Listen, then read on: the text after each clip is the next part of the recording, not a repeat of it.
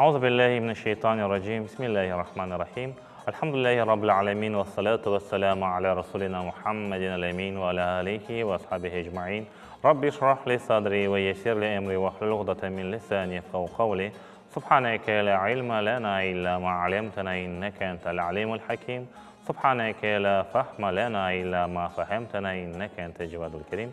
Muhterem ve aziz seyircilerim, Allah-u Teala'nın selamı, bereketi, rahmeti üzerimize olsun. Bütün işlerimizde Allah-u Teala bizlerge yardımcı olsun. Kenede ne için acaba degen rubrikasında sizlerle beraberimiz ve sizden kelgen suallerge cevaplar tapmaya tırışamız. Bugün bizge tesircimiz soray. İslam'da ibadetler tek Arap dilinde yapılmak gerek. Bu doğru mu diye soray. Gerçekten doğru. Ne açıdan doğru?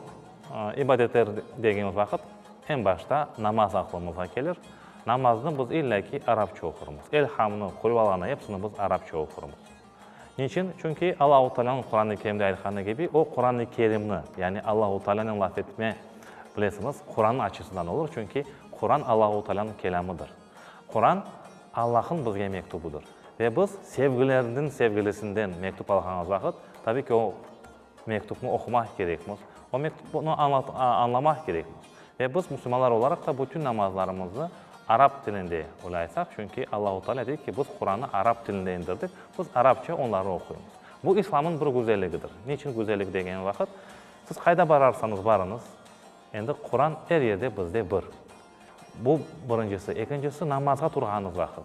İsterse bir kara adam keçsin, başka bir memleketten bir adam keçsin, elhamını sizin okuğanız gibi elhamını okuy ve siz o şekilde belki birbirinizin tilinlerinizi hiç anlamasanız bile birbirinize yakınsınız, birbirinizi anlayırsınız. Çünkü gerçekten Allah-u Teala bütün dillerini anlay. Bütün dillerini anlay ve gerçekten de biz Müslümanlar olarak bütün dillerge de saygımız var.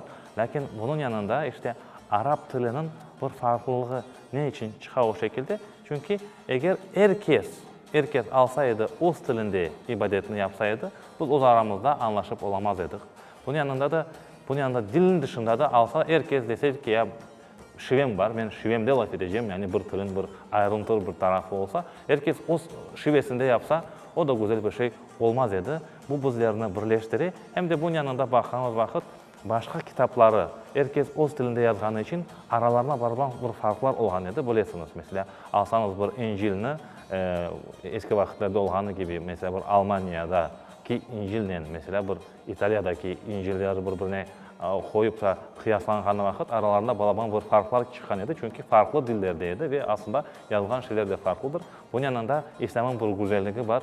Kur'an her yerde aynı Kur'an'dır. İçindeki her şey harf aynıdır. Ve gerçekten de bu da Allah-u Teala'nın ayettiği gibi o onu Arapça indirdi, hem de onu korçalayacaktır. Allah-u Teala cümlemizni Kur'an'dan, imandan, doğru yoldan ayırmasın. Cümlemizge gerçekten güzel ibadetler yapmaya, yaxşılıklı yapmaya nasip eylesin. Ve gerçekten de en güzel şekilde surelerini bala çağlarımıza öğretmeye nasip eylesin inşallah. Allah-u Teala'nın yardımı her daim yanınızda olsun. Allah-u Teala yar ve yardımcınız olsun. Esselamu Aleyküm ve Rahmetullahi ve Berekatuhu.